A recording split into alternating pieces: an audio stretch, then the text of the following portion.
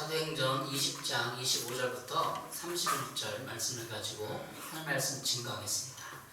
나누실 은혜의 제목은 교회를 돌보라. 교회를 돌보라 제목으로 하나님 말씀 증거하겠습니다. 본문은 바울의 고별 설교의 내용입니다. 고별이라는 뜻은 이제 마지막이다 뜻이에요. 마지막으로 설교하는 거예요. 그럼 마지막 설교가 어디 가고요? 예루살렘에 가서 다 사람들이 신자들이 알고 있는 거예요. 아, 사도 바울 선생님 위험하다. 예루살렘 가면 위험하다. 왜 위험해요? 거기 유대인들이 핍박해서 죽을지도 모른다. 이런 생각을 가지고 있었어요. 사도 바울 선생님도 내가 예루살렘 가면 어떤 당한 일을 알고 있습니다. 알고 있어요. 그래서 마지막 설교가 된 거예요. 이 마지막 설교는 에베소 장로님들을 초대해가지고 밀레도라는 항구에서 그 장로님들 앞에서 마지막 설교, 마지막 권면을 한 거예요. 마지막으로 여러분과 저가 만난다면 오늘 어떤 얘기를 할 거예요. 그리고 마지막 여기는 목사님이 마지막 설교한다면 어떤 설교를 하겠어요? 그런 거죠. 김종만 목사님이 이제 여기서 마지막 설교하고 다음 주부터 교회 안 해요. 그럼 마지막 어떤 내용을 설교할 것 같아요? 그처럼 마지막 설교는 진짜 이분이 하나님 앞에 말씀을 받아서 전심으로 기도하고 하나님의 말씀을 또 하나님의 내용을 꼭 전해주시고 내용만 하는 거예요. 그게 오늘 설교 본문이에요. 오늘 사도행전 20장 17절 18절 보니까 바울이 밀레도에서 에베소로 산을 보내어 교회 장로들을 불렀다. 장로들이 오니 바울이 그들에게 말하였다. 이게 고별성교예요. 고별성교. 장로님들, 에베소의 장로님들을 초대했어요. 에베소 교회는 어떤 교회예요? 사도행전 19장에 보니까 에베소에서 사도 바울이 3년 동안 머물면서 그들과 같이 전도하고 그들을 두란노 서원에서 가르치고 2년 동안 강의하고 선생님으로서 교사로서 사도 바울이 강의하고 신앙을 전수해주고 그랬던 거예요. 밀레도 항구에서 에베소 평신도 대표들을 초대해서 마지막 가르침과 설교가 이어지고 또 권면과 교제가 있었습니다. 여러분 어떠세요? 사도행전 19장에 사도 바울은 에베소에 3년간 머물며 사역했어요. 사도행전 20장 31절에 그러므로 여러분이 일깨어 내가 3년이나 밤낮 쉬지 않고 눈물로 각 사람을 훈계하던 것을 기억하라. 훈계했대요. 일깨어 이런 깨어 있어서 3년이나 밤낮 쉬지 않고 눈물로 훈계하던 것을 기억하라. 사도행전 19장 쭉 19장 20장 읽어보면 저렇게 묵상하면서 데일리 인카운터 매일 하나님과 만나는 시간을 가지면서 말씀 묵상하고 하는데 20장에 이 고별 설교가 제 마음에 다가왔어요. 그래서 이 본문을 DE를 했어요.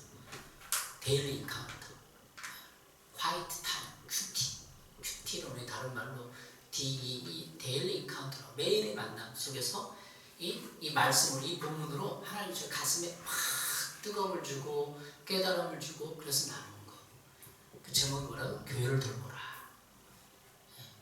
교회를 돌보는 사람들은 목사님, 장로님, 대표자들이 많이 하는 거죠. 그러나 우리 하나님을 믿는 모든 사람들은 이제 신앙에 성숙하고 성장하면 다 교회를 돌볼 책임이 있는 겁니다.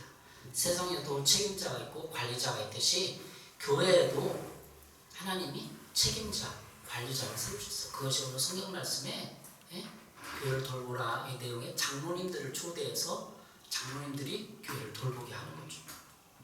구약적 개념에는 어떤 의미가 선지자가 있어요. 선지자. 그리고 파수꾼 이런 의미가 있어요. 현대교회, 오늘날의 교회에 교회를 돌보라 이 말은 목회자뿐만 아니라 평신도까지도 다 하는 말이에요. 한백성이라는 책에서 존 스토트 목사님이 이런 말을 했어요. 평신도가 교회 사역에 적극 참여하는 것이 하나님 그분의 뜻이기 때문이다. 이렇게 얘기했어요. 평신도가 일반 신자들, 집사님들, 장로님들, 권사님들이 다 성도님들이 교회에서 돌보는 것도 하나님의 뜻이에요. 존 스토트 목사님. 이렇게 해서 30 정도는 마쳤어요. 여러분 이게 고별 설교 마지막 설교라는 걸 들어보면서 그러면 교회를 돌본다는 것은 무슨 의미인가? 교회를 돌본다는 것은 무슨 의미인가? 현대교회 코로나 이후에 모든 사람들이 지금 교회를 재점검하고 기도하려고 많이 노력을 하고 있어요. 8월 1일, 3일에 저기 대전의 한 교회에서도 기도 집회한다고 저한테 왔어요. 그래서 저도 가볼 생각을 가지고 있어요. 그럼 교회를 돌본다는 것은 무슨 의미인가? 교회를 어떻게 돌볼 것이냐? 이런 문제를 여러분과 같이 은혜를 나누도록 하겠습니다. 교회를 돌본다는 것은 무슨 의미인가? 첫 번째, 하나님 나라를 선포하는 것이 교회를 돌본다는 의미예요. 하나님 나라 복음을 선포하는 것이. 사도행전 20장 25절에 이렇게 말하고 있어요. 보라, 내가 여러분 중에 왕래하며 하나님의 나라를 전파하였으나 이제는 여러분이 다 내 얼굴을 보지 못할 줄 아노라. 나는 여러분을 가운데로 들어가서 그 나라를 선포하였습니다. 그러니까 에베소 가서 사도 바울이 3년 동안 하나님의 나라를 선포했다는 거예요.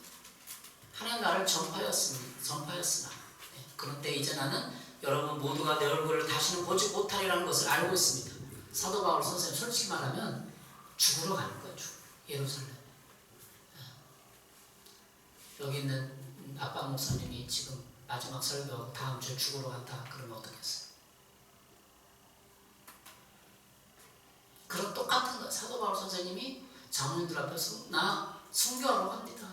여러분 이제 못 봅니다. 그리고 설교하는 거예요. 가슴이 미어지는 거예요. 설교죠. 청소년 사역자 유명한 여자 목사님이 마지막 고별 설교라는 거 들어봤어요. 암병에 걸려서 우리나라 이여영 교수의 딸 그분이 목회직을 나중에 하다가 마지막 암병에 걸려서 마지막 고별 설교하는 걸 잠깐 들어봤어요. 가슴이 미어지더라고요. 교회를 돌본다는 것은 하나님 나라를 선포하는 거예요.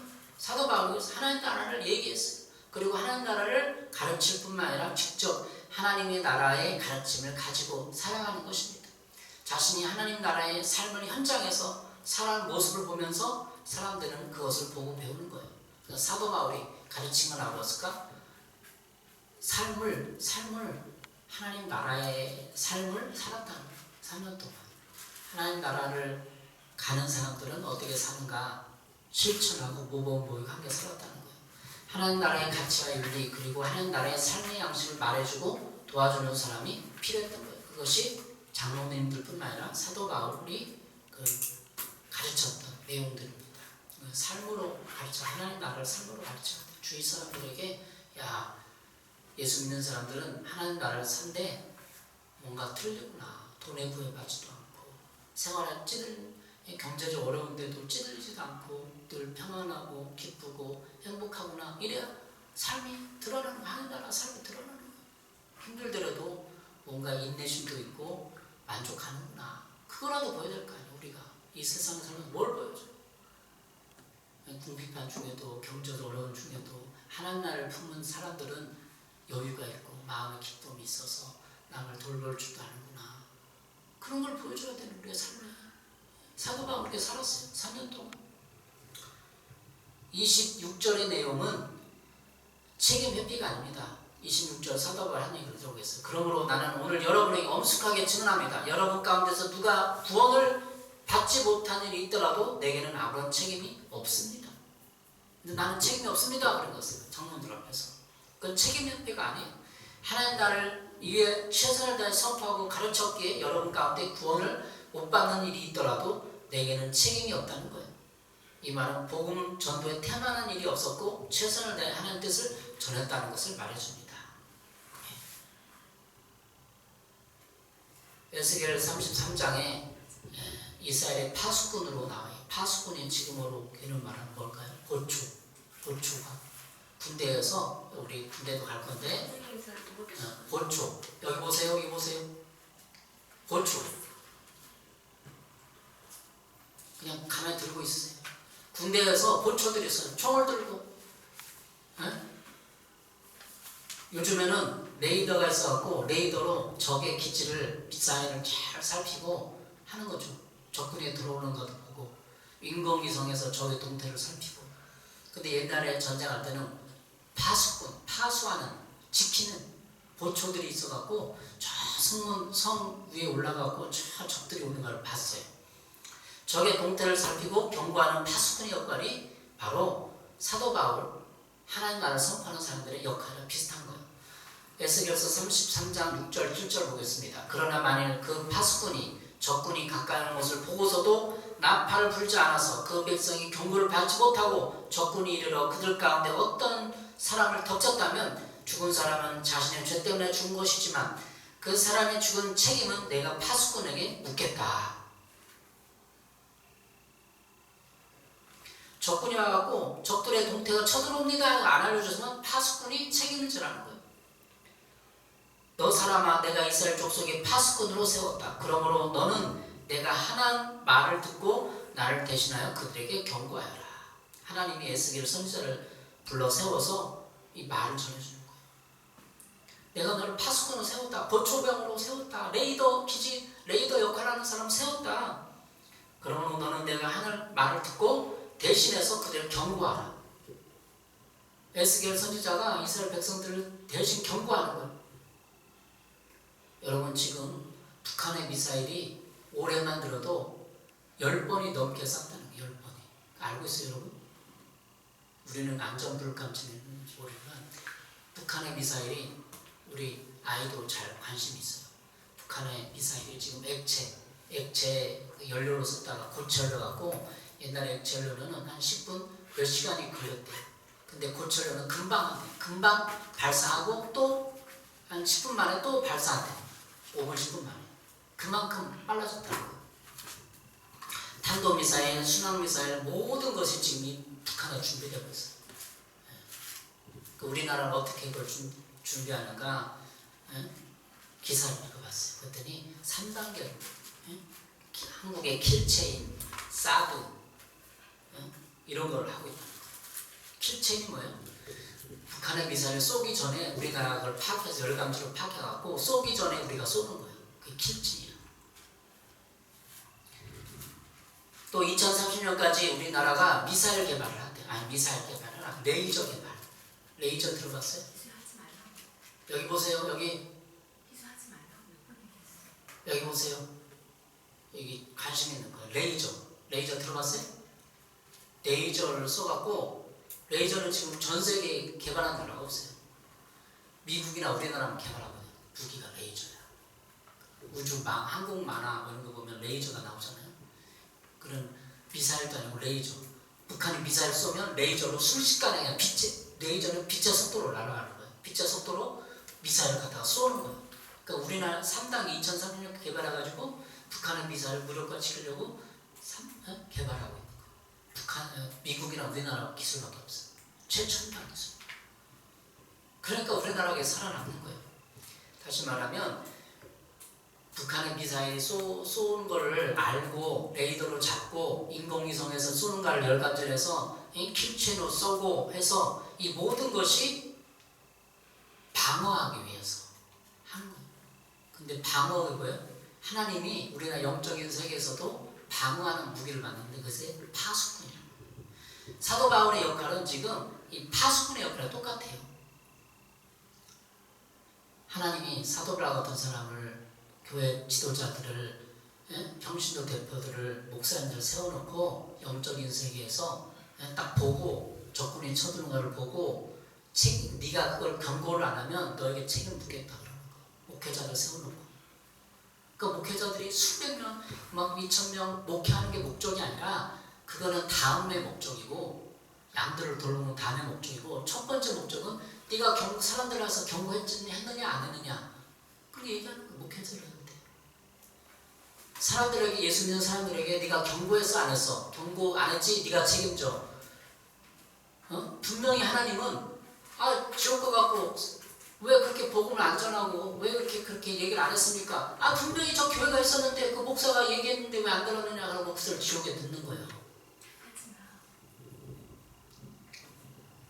그러기 위해서 수많은 교회들을 세워놓는 거예요. 하나님이. 이 교회는 레이더 기지나 똑같은 거예요. 레이저 그리고 사드 그런 기지나 똑같은 거예요. 이 교회가.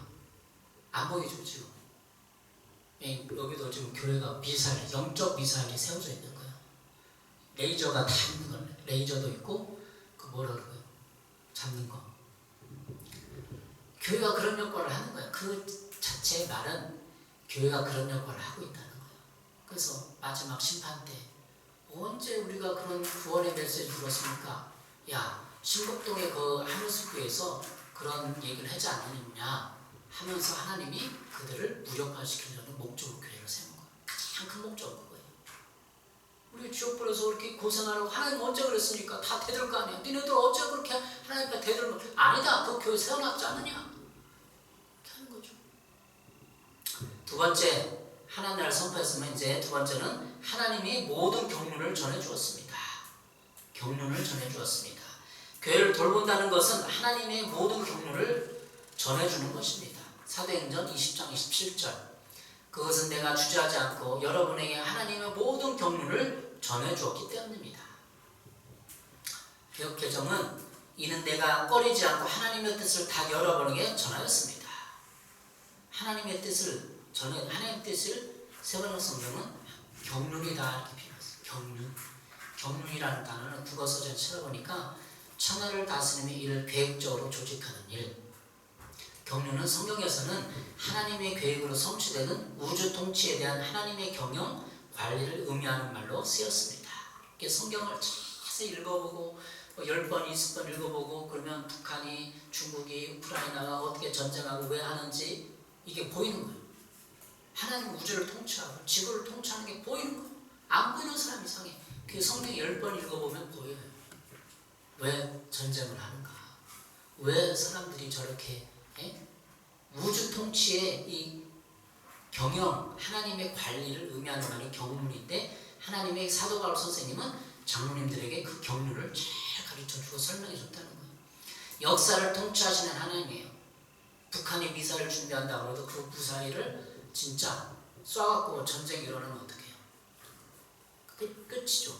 아무리 잡는다고 해도 만에 하나 북한의 장사정포가 있어갖고 우리나라에만 20년 전부터 서울을 불바다로 만든다. 불바다로 만든다. 계속 왜 그랬을까요? 장사정포가 있기 때문에 북한에. 평양 이남에 장사정포가 쏘면 서울은 불바다 되는 거예요. 못 잡는데요. 근데 이번 읽어보니까 그 장사정포를 잡는 그런 필체인도 준비하고 레이저도 준비하는 거예요. 레이저가 개발했으면 그거 쏜다는 거죠. 이렇게 하나님이 온 우주를 다스려. 에스겔 33장 11절에 보면 너는 그들에게 말하라. 주 여호와의 말씀이라. 나의 삶을 두고 맹세하노니 나는 악인이 죽는 것을 기뻐하지 아니하고 악인이 그의 길에서 떠나서 사는 것을 기뻐하노라. 이스라엘 족속아 돌이키고 돌이키라. 너희 악한 길에서 떠나라. 어찌 죽고자 하느냐. 하나님이 에스겔 선을 통해서 말한 거야. 하나님 나라 백성들한테 말한 거야. 어찌 죽고자 하냐. 악한 길에서 떠나라. 어찌 죽고자 하느냐. 돌이키라. 이렇게 경고하는 사람이 사도 바울 선생님이었어요. 복음을 전해주고.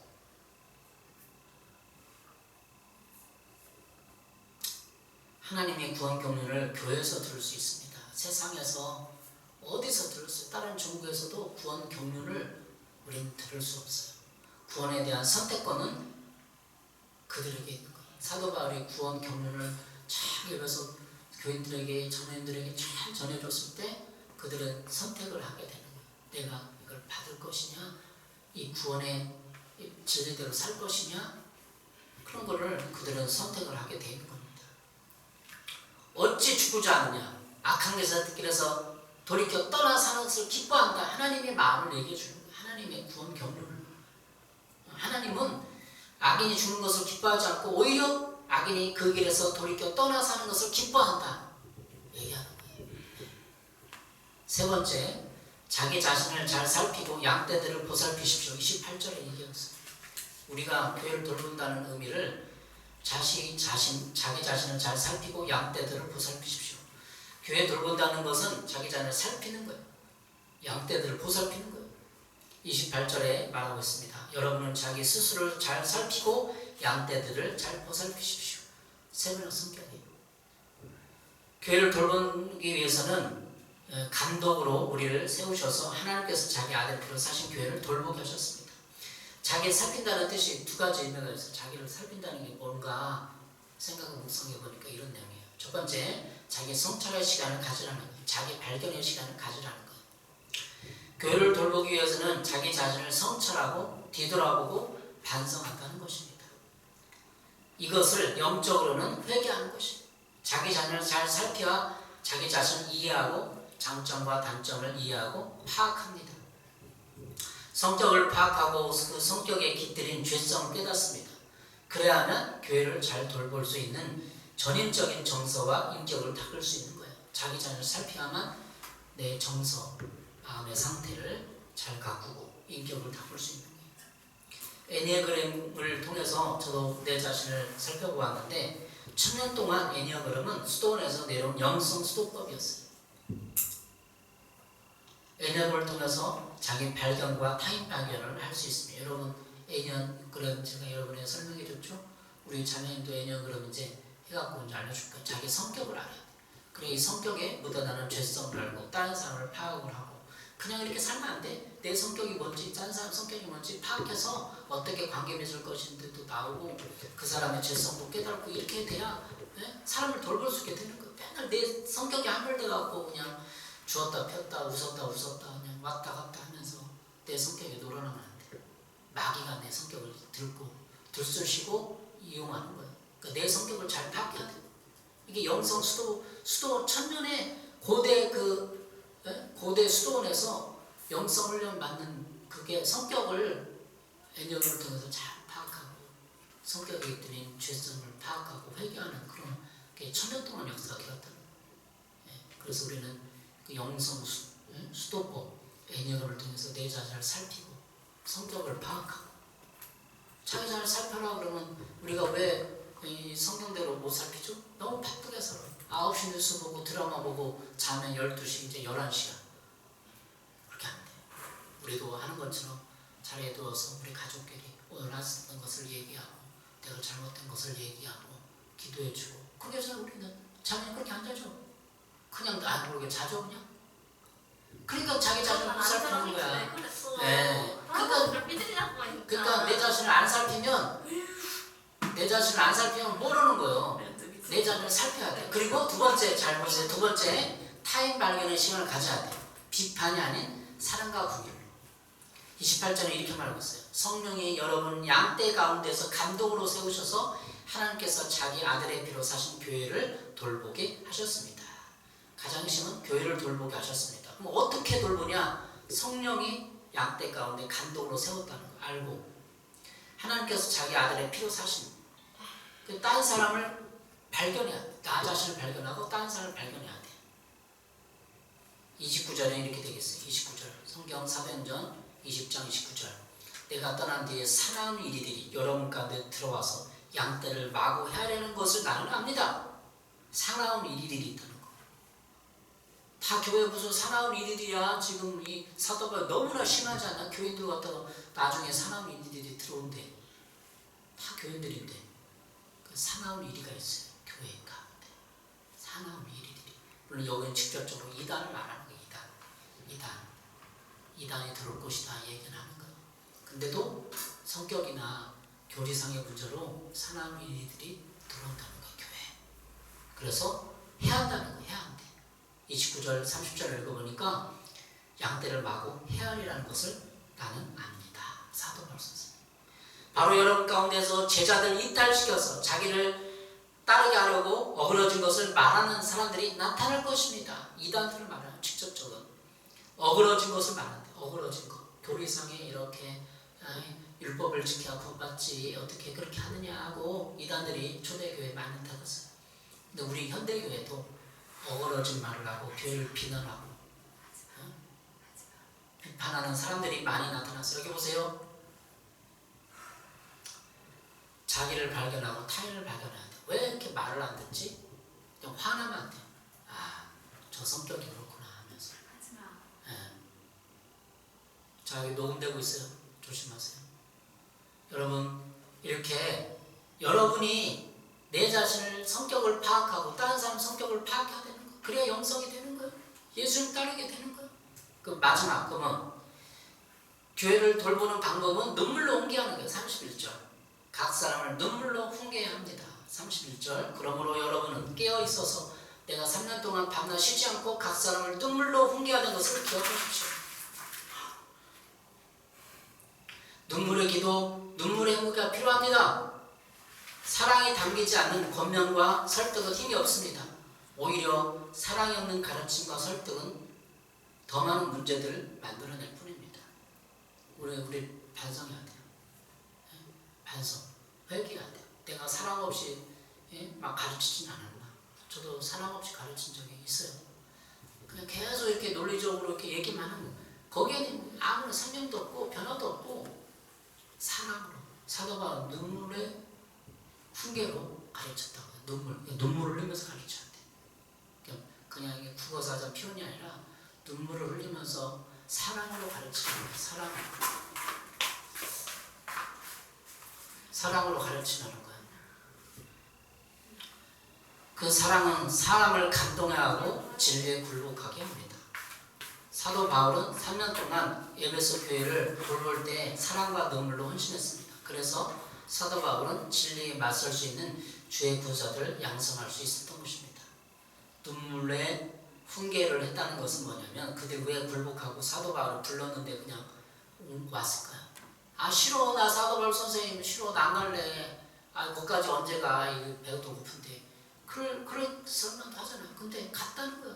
이 장로님들이 뭐 군대도 아니고 쫄병도 아니고 딱 불러 오세요. 그러고 딱 왔잖아요. 그 뭐가 사랑이 있기 때문에 하나님의 사랑을 알고 진리를 알고 사도 바울의 눈물로 회개했던 것이기 때문에 사도 바울 선생님이 이제 야 가면 순교할지도 몰라. 사도 바울 선생님 죽을지도 몰라. 그리고 그들이 온 거예요. 장로님들이니까 나이가 좀 있었겠죠. 젊은 사람들로 있었겠지만 그 당시에는 나이 든 사람이 장로님이 아니라 그 신앙을 잘 받아들이고 모범 보여준 사람들이 장로님이 됐어요. 와서 사도 바울의 훈계와 사도 바울의 설교를 듣고 서로 격려하고 기도해주고 감사하고 현대교회의 눈물이 없어졌습니다. 하나님의 눈물을 가진 자들이 일어나야 합니다. 기도하면서 성령의 음성을 듣고 하나님의 마음이 부어져야 합니다. 그래야만 하나님의 눈물이 부어지는 거예요. 하나님 마음이 부어져야 하나님의 눈물이 부어지고 그 양들을 돌볼 수 있고 그 교회를 돌볼 수 있는 거예요. 이 말씀은 여러분한테도 해당되지만 저에게도 이 말씀 묵상하면서 어떻게 교회를 돌볼까? 그러면서 이렇게 하겠구나. 그걸 나누겠구나. 각 사람을 눈물로 옮겨야 되고 자기 자신을 잘 살펴야 돼요. 세상 사람은 어때요? 관리자들 본 사람은 맨날 관리자들은 빨간 조끼 입고 빨간 조끼 그 다음에 일 안 하는 것만 봐. 이렇게 하라고 막 가르치기만 해. 근데 교회 관리자는 교회 빨간 조끼는 눈물로써 가르쳐야 돼요. 네? 그리고 자신을 살펴야 돼요. 나는 잘못한 거 없는가? 네? 나는 잘못하면서 막 가르치면 너나 잘해라 그러잖아요. 속에서. 그러니까 자신을 잘 살펴야 내 성격을 파악을 하고 내 성격이 묻어나는 죄성들 잘못된 것들을 인정을 하고 고백을 하고 그러면 교회를 돌볼 수 있는 사람이 되는 것입니다. 마지막으로 에스겔 33장 11절에 그 핵심이 나와 있어요. 너는 그들에게 말하라. 주 여호와의 말씀이라. 나는 산을 두고 맹세하노니 나는 악인이 죽는 것을 기뻐하지 아니하고 악인이 그의 길에서 돌이켜 떠나 사는 것을 기뻐하노라. 이스라엘 족속아 돌이키고 돌이키라. 너희 악한 데서 떠나라. 어찌 죽고자 하느냐. 이 북한 사람도 경고해야 돼. 설교단에서 목사가 경고해야지 누가 경고하겠어요. 김정은 당신 악한 데서 떠나지 않으면 죽어. 이렇게 얘기할 사람이 필요한 거예요. 아무도 그 얘기를 안 하잖아. 뭐 문재인 대통령이 나와서 그렇게 이제 그만 핵 만들자. 즐겁게 휴전선까지 넘었는데 그냥 도는 거 아무것도 안 돼. 목사가 경고해야 돼. 이렇게 경고해서 항상 경고하라고 하잖아. 악한 데서 떠나라. 어찌 죽고들 않느냐. 김정일 전쟁 만약에 우리나라가 미국 항공과 비행기가 딱 왔고 탁탁 터트하시고 북한 핵 쏘아버리면 끝나는 거야. 전쟁 끝나는 거야. 경고해야 돼. 누가 먼저 쏘느냐 문제야 지금. 무기는 다 준비돼 있어. 미국에 가면서 B&B와가 또 가고 그 전투기가 왜 B-1B가 핵 무장을 하고 딱 스텔스기예요. 레이더도 안 걸려. 쫙 들어서 장비에서 탁탁탁 쏴버리면 끝나는 겁니까? 그러니까 경고를 해야 돼. 그 많은 인구. 우크라이나가 지금 몇몇 명이 죽고 있어요. 지금. 푸틴도 경고하는 사람 목사가 없어. 한번 나를 보내주면 푸틴 경고하러 갈 것 같아. 그런 목사가 옛날에 문익환 목사님 북한에 막 들어가서 경고 어떻게 했는지 모르겠는데 경고하는 목사들도 많았어요. 그런 자 경고하는 사람이 없어. 하나님 경고하는 사람 찾고 있는가? 그들이 선지자예요. 하나님 음성을 듣고 전해주고. 옛날 일제시대 때 일본을 경고한 사람이 누구 있어요? 안희수. 죽으면 죽으리라. 죽으면 죽는다. 죽으면 살리라. 그런 책도 있어요. 일본이 핵폭탄을 터뜨리기 전에 안희수 그 사모님인가 그분이 이미 일본에 가서 경고를 했어요. 경고를 하고 핵 터뜨리는 거지 하나님께 나쁜 사람이 아니에요. 그냥 딱 죽여버리는 사람이 아니에요. 분명히 경고를 해요. 하나님. 안희수 일본에 가서 경고를 하고 안 돌이키고 그러니까 핵이 투하된 거예요. 분명히 우리나라도 그렇게 안 되기를 기도할 뿐이지만 하나님이 하시면 하는 거예요. 북한 초토화시킬 수 있어요. 다 이미 B&B가 다 준비되었고 핵 전력이 다 우리나라에 포진되어 있고 잠수함도 다 있어요. 누가 먼저 쏘느냐 1초를 먼저 쏘느냐 그만큼 세상 급변하고 기후가 환경분해있고 유튜브나 이런 깨어있는 목사님들 선지자들 보니까 다 경고하고 있어요. 지금 10년 안팎에 이 전세적으로 종말의 때 가까웠다 다 경고하고 있어요. 여러분에게 하나님의 메시지를 선포합니다. 악한 길에서 떠나 돌이키라는 거예요. 눈물로 우리는 훈계해야 되고 교회를 돌보는 21세기 사역은 단순히 그냥 복 받아라 그런 게 아니라 자신을 잘 살펴서 회개하고 사람들에게 경고를 줄 수 있는 목회자가 교회가 되기를 바랍니다. 쓰기를 바랍니다. 교회 예배 시간 똑바로 안 들으면 경고하는 거죠. 하나님 보고 있어요. 눈동자같이 보고 있어요. 예배를 받으시고 교감하고 여러분에게 교회를 돌볼 수 있는 그런 리더십이 생기기를 바랍니다. 그런 눈이 열리기를 바랍니다. 경륜이라는 것은 하나님이 온 우주를 지구상의 역사를 다스리는 경영, 관리, 기법이에요. 그걸 딱 파악하는 거 성경을 읽으면서 전해줘야 돼요. 기도하겠습니다. 하나님 21세기에 우리가 마지막 때에 서 있습니다. 마지막 주자, 진짜 목회 마지막 주자들입니다. 우리가 하나님 뜻을 거역하지 않고 하나님에게 편에 서서 세상을 경고하고 그리스도를 경고하고 저들을 양떼를 돌보는 사역을 감당하게 축복하여 주시옵소서. 그런 복을 하늘께 허락하셔서 경고하고 양떼를 돌보기 자신을 돌보는 그런 위대한 일이 있게 하여 주시옵소서. 예수님의 이름으로 기도했습니다. 아멘.